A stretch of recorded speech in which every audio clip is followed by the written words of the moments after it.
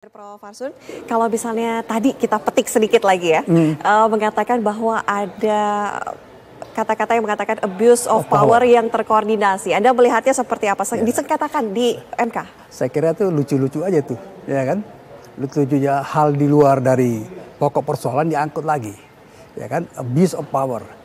Abuse of power itu ranahnya di DPR, ya kan? Misalnya dia melanggar undang-undang, itu ranahnya DPR. Dan nanti dibawa juga ke MK. Tapi dalam pemeriksaan sengketa pemilu nggak ada terminologi seperti itu. Dan kemudian segala sesuatu ya yang disebut dalil dalam permohonan pemeriksaan sengketa pemilu ini harus terukur, ya kan? Harus terukur. Dan kemudian begini, kalau ditemukan sesuatu, misalnya terkait dengan abuse of power, korelasi dengan perolehan suara bagaimana? Jadi lihat, ini kan jadi menurut saya ya.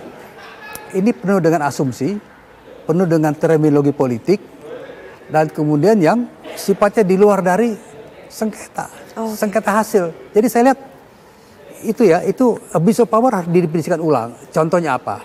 Dan kemudian ini salah tempat. Jadi kalau mau kasih orasi ilmiah, bukan di MK, di kampus. Ya, kalau orasi ilmiah itu dengan mengutip pendapat ini pendapat itu, buat saya pengalaman saya bekerja. Karena yang melahirkan perkara TSM itu dari perkara saya. Perkara dulu sengketa pemilu gubernur Jawa Timur 2008. Ketua majelisnya Pak Mahfud. Kenapa bisa TSM? Karena waktu itu ada pelanggaran sungguh-sungguh terkait dengan suara. Jadi anak-anak santri dibawa keliling-keliling di atas jeep yang terbuka, ya, mobil backup terbuka dari satu TPS ke TPS lain, mencoblos bukan suara dia. Pertama, bukan undangan dia, kemudian dia dibawa obor. Dan yang kedua, yang menimbulkan masalah serius adalah dibagi-bagi itu kertas suara. Antara saksi untuk Ibu Hovifah, saksi untuk Pak Karwo. Dibagi-bagi, ada 38, ada yang dapat 18, 19. Itu baru terjadi akumulasi semacam itu. Itu baru TSM namanya. Secara terstruktur, betul-betul masif seperti itu. Jadi bukan seperti yang didalilkan sekarang ini. Ya, kalau menurut saya, apalagi yang terminologi abuse of power. Abuse of power itu bukan di MK, apalagi bukan pemeriksaan pemilu. Itu sarannya nanti pemeriksaan di DPR. Bawa ke DPR kalau memang ada abuse of power. Ya, jadi saya lihat ini salah-salah terus. Satu kali salah, diulang 2 kali salah, seterusnya salah.